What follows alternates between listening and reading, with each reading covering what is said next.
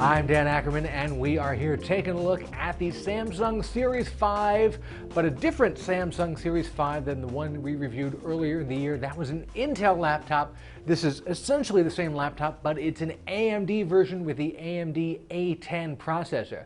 Now, besides that big difference, the earlier Intel version was labeled as an Ultrabook. That's Intel's name for a super thin, super light laptop that's a little bit like a MacBook Air. And say what you will about this particular Samsung, it's reasonably thin and light for a 14-inch laptop with an optical drive, but Ultrabook is not really the first name that comes to mind. When you think of it, it's still a little thick, a little heavy, especially compared to the other Ultrabooks that we've seen this year, which are all very, very thin and very light and usually don't have that optical drive. Now, taking the same laptop and calling it just the Samsung Series 5 because it has the AMD processor, and it actually makes it feel a little bit more appropriately labeled. You're not using that Ultrabook term with it, and you can just say, oh, this is a mainstream mid-size laptop, in fact, a little bit thinner than I would expect a mainstream mid-size 14-inch laptop to be.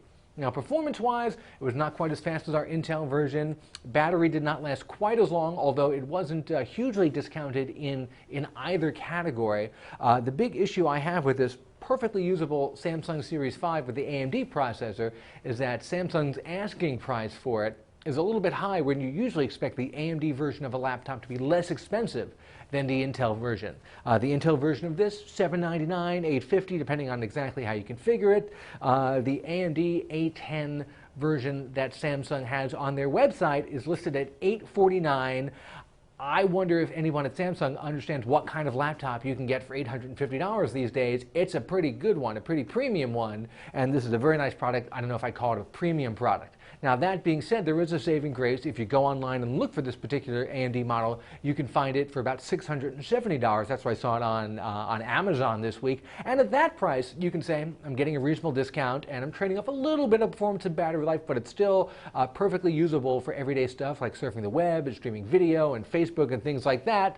At the $850 price, you'd have to really get the Intel version instead. But if you can find a decent discount, then this is a perfectly good, reasonably thin 14-inch laptop with an optical drive.